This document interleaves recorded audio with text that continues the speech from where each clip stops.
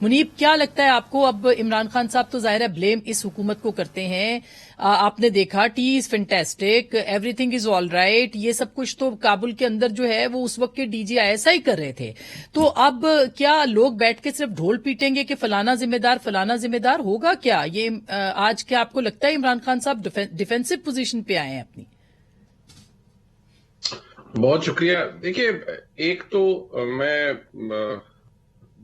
بہت احترام کے ساتھ یہ ضرور کہنا چاہوں گا، شاید کچھ مقتدر لوگوں کو یہ بات بری بھی لگے، لیکن ایک ہسٹوریکل پرسپیکٹو ہے.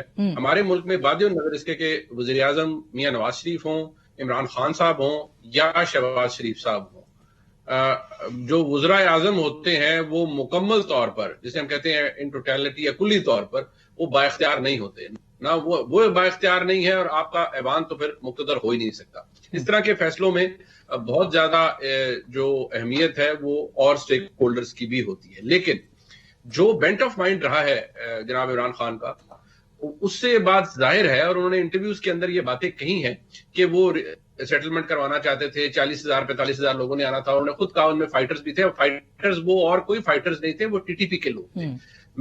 میرا بنیادی جو ایک سوال ہوتا ہے ہمیشہ کہ جس شخص، جس گروہ، جس آرگنائزیشن، اس کے ڈی این اے میں دہشت گردی ہے، اس کو آپ ریہیبلیٹیشن اس کی یا اس کو ری انٹیگریشن عام انسانوں کے اندر کیسے کر سکتے ہیں؟ مطلب جو لوگ افواج کے سروں سے کاٹ کر کھیلتے رہے ہوں، انہوں نے معصوم لوگوں کو مسجدوں میں شہید کیا ہو، وہ انسان تو نہ ہوئے، مسلمان تو دور کی بات ہے، انسان بھی نہ ہوئے. پھر ایسے لوگوں کو آپ قومی دھارے میں شامل کر کے کس معذرت کے ساتھ کس احمقانہ سوچ یا کس احمقانہ مشن کے اوپر آپ خود کو لگا لیتے ہیں، اور ریاست بھی اس طرف چل پڑتی ہے. میں تو ماتم کرتا ہوں ایسے لوگوں کی سوچ پر جو یہ سمجھتے ہیں کہ ایسے لوگ جو کہ بنے ہی، جن کا کام ہی یہی رہا ہے کہ وہ صرف دہشت پھیلائیں اور لوگوں کو ماریں، ناحق ماریں، آپ ان سے معاہدے کرنے چاہتے ہیں. دیکھیے، ایک بات ذہن میں رکھیے، عمران خان صاحب کی حکومت کے اندر یہ سلسلہ شروع ہوا.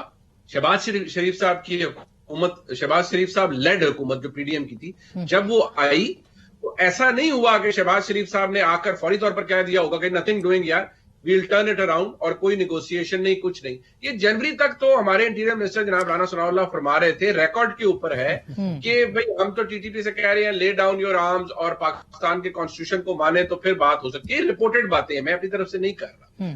دوسری بات یہ ہے، یہ ذہن میں رکھیے، ہمارے ملک کے اندر جو پالیسیاں بنتی ہیں ان کے اندر بڑا میجر فلا ہوتا ہے، کیونکہ وہ ایک خاص مائنڈ سیٹ سے بنائی جاتی ہے، پتہ نہیں کیا چیز سوچ کے. بالکل اب جنرل فیض صاحب گئے، وہ کور میں کیوں گئے، وہ D G I S I کیوں رہے، اور D G I S I جب وہ تھے تو وہ کون سی سروسز پرووائڈ کر رہے تھے اس وقت کے وزیر اعظم کو؟ وہ میرے خیال میں اب زبان زد عام ہے، اس کے اوپر ہمیں زیادہ ڈیلیبریٹ کرنے کی یا وقت ضائع کرنے کی ضرورت نہیں. ظاہر ہے جو ان کا اصل کام، جس کا بھی جو اصل کام ہے، اگر وہ کریں تو ظاہر ہے اس طرح کی صورتحال تو نہیں دیکھنے کو ملتی. ایک بات، ایک سر میں آپ کو یہ ذہن میں رکھیے، ضرب عضب شروع ہونے سے پہلے نواز شریف صاحب کی حکومت تھی، میاں نواز شریف صاحب کی حکومت تھی، اس میں بڑے معتبر اور بڑے باعزت لوگ، جن میں میجر ریٹائرڈ عامر صاحب ہیں، اور میاں نواز شریف صاحب کے پرنسپل سیکرٹری تھے فواد حسن فواد صاحب، عرفان صدیقی صاحب بھی، بیوروکریٹ تھے، جی، اور بہت سے لوگ. یہ باقاعدہ طور پر معاہدے اور نیگوسیشنز کی بات ضرور کر رہے تھے. ایسا نہیں ہے کہ ون فائن ڈے اور ریاست نے ڈیسائیڈ کر لیا کہ ہم ضرب عضب پہ جا رہے ہیں.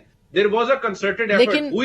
لیکن آپریشن بھی ہوا تھا، بالکل صحیح بات ہے، ضرب عضب ہوا اور اس کے بعد دہشت گردی تقریباً ختم ہو گئی، اس میں بھی کوئی دو رائے نہیں ہے. میں یہ کہہ رہا ہوں کہ آپ نے ضرب عضب کر لیا، رد الفساد کر لیا، اور آپ کو کلیئرٹی آ گئی کہ یہ لوگ کون ہیں، تو اب آپ ان سے کیوں کرتے ہیں کہ یہ نارمل طریقے سے بہیو کریں گے؟ بالکل، کراچی ایئرپورٹ والا سبب بنا تھا، بالکل.